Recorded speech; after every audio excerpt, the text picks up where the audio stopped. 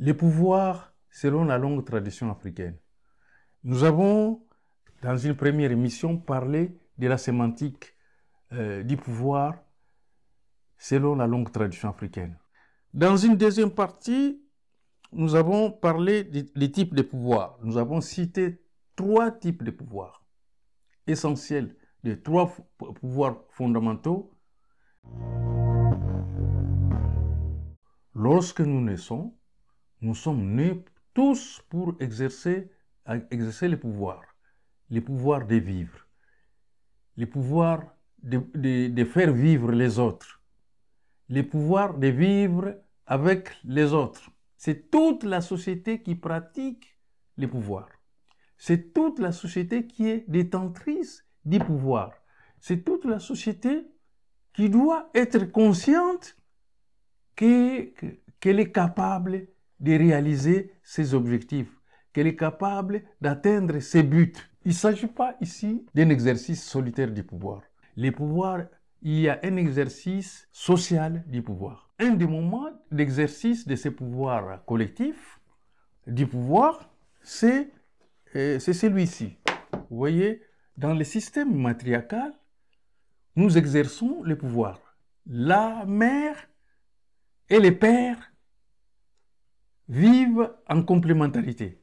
Donc, les systèmes de pouvoir dont il est question ici, dans la pratique sociale du pouvoir, voudrait qu'il n'y ait pas quelqu'un d'écarté. Il n'y a pas un détenteur solitaire du pouvoir. Il n'y a pas d'exercice solitaire du pouvoir. Mais tout le monde exerce le pouvoir, doit avoir conscience qu'il y a en lui une part du pouvoir que les biens, le bonheur social, le bonheur de la communauté vient, c'est que chacun exerce sa part de pouvoir. Chacun doit être conscient. J'ai insisté depuis le départ que le pouvoir est essentiellement un exercice individuel et collectif de la responsabilité. C'est-à-dire, nous avons tous une vocation d'exercer les pouvoirs pour que les buts et les objectifs individuels et communautaires soient satisfaits. Nous avons ce qu'on appelle l'équimuntu.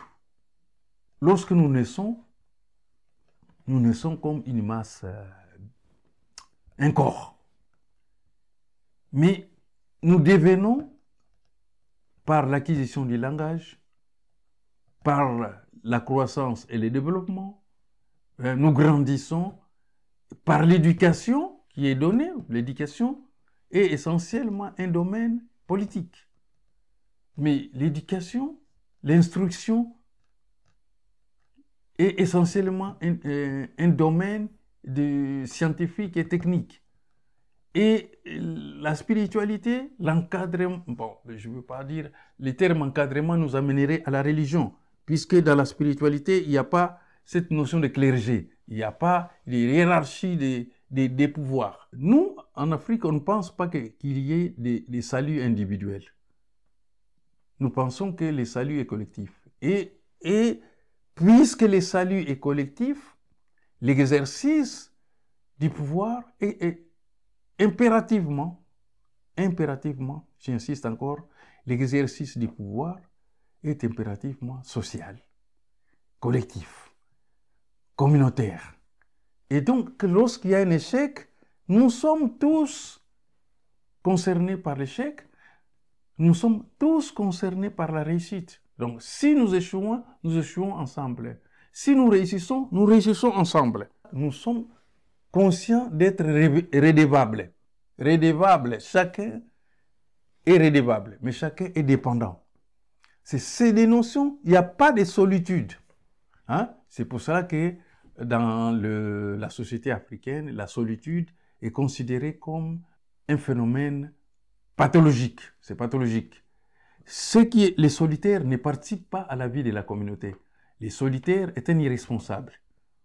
Vous voyez, donc lorsqu'on exerce le pouvoir, par exemple, il ne peut pas dire que bon, moi je reste chez moi à la maison, je n'aime pas les gens, et puis la nourriture arrive chez moi, et puis les véhicules arrivent chez moi, et puis donc les moyens les moyens d'exister viennent parce que chacun de nous prend conscience de sa dépendance envers l'autre. Et c'est ça le bon exercice du pouvoir. C'est de voir dans l'harmonie avec les autres la grande capacité. Donc le pouvoir vient du fait que chacun ayant exercé sa part de responsabilité, la société connaît le bonheur social. Donc, il n'y a pas de solitude dans l'exercice du pouvoir. Il n'y a qu'une pratique sociale. Et chacun connaît ses limites. Mais ce ne sont pas les limites qui comptent.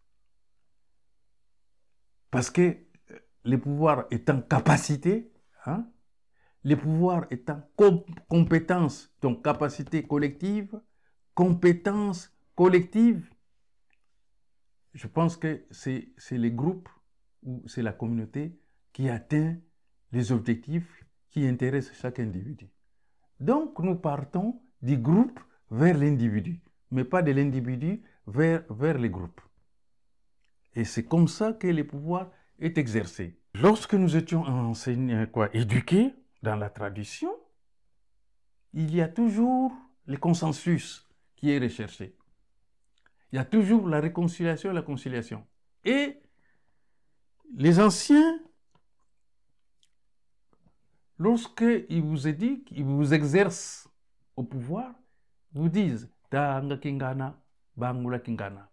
Il vous dit, il y a une situation, lis la théorie ou les théorèmes et interprète-les.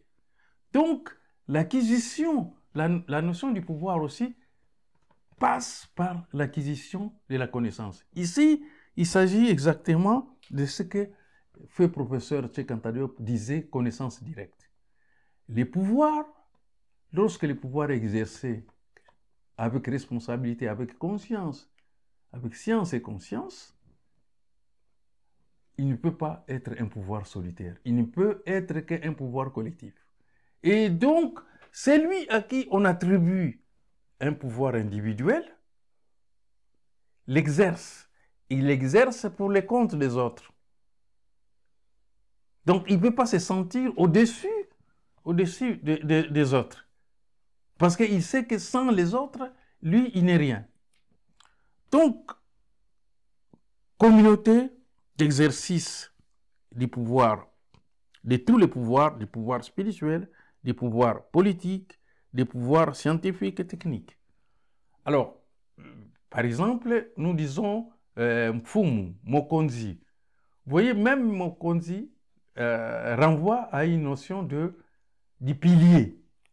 C'est-à-dire que c'est lui qui pratique les pouvoirs, n'étant pas le détenteur du pouvoir, il n'est qu'un pilier. Surtout les gens qui exercent les pouvoirs pour la communauté sont des référents. C'est-à-dire ils ne peuvent pas décider d'eux-mêmes. Ils décident, enfin, ils sont là pour valider ce que la communauté veut. Vous voyez, toutes ces choses-là nous manquent jusqu'à présent, hein, parce que la définition individualiste du pouvoir fait qu'il y a des conflits d'intérêts. Les buts ici de ces émissions que nous faisons, c'est de montrer qu'on peut tendre vers, ou en tout cas entretenir un contexte, un environnement politique, social, religieux, spirituel et tout ça, où il n'y a pas assez de conflits lorsque chacun s'assume comme s'il était seul dans le monde. Les pouvoirs, c'est la capacité de se préserver soi-même, mais de préserver la communauté, de réussir à réaliser ses aspirations. Merci.